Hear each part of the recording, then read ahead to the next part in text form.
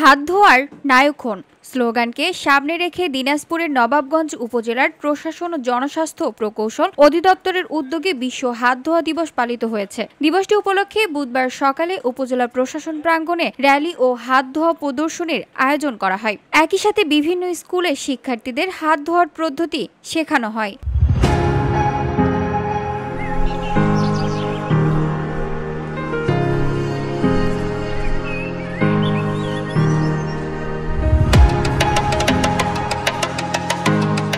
অনুষ্ঠানের প্রধান অতিথি হিসেবে উপস্থিত থেকে নবাবগঞ্জ উপজেলা নির্বাহী কর্মকর্তা মোহাম্মদ জিলুর রহমান বলেন, পরিষ্কার পরিচ্ছন্নতা ঈমানের অঙ্গ। অনেক সময় মানুষের মধ্যে রোগ জীবাণু হস্তান্তর হওয়ার মাধ্যম হয়ে থাকে হাত। তাই আমাদের এই হাত ধোয়ার গুরুত্ব আছে। আমরা সুস্থ জাতি গঠন করতে চাই। তিনি আরো বলেন, আগামী প্রজন্ম যারা জাতিকে পরিচালনা করবে তারা সুস্থ হয়ে বেঁচে উঠুক এই প্রত্যাশা রাখি। আমরা আমাদের আগামী প্রজন্মকে হিরো হিসেবে দেখতে চাই। সবাইকে উজ্জ্বল নক্ষত্র হতে হবে, তাহলে আমরা সেই উজ্জ্বল নক্ষত্রকে অনুসরণ করব।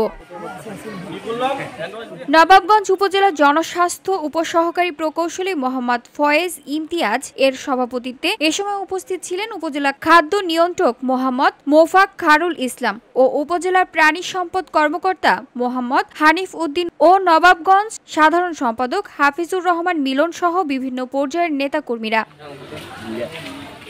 VOD Bangla news desk.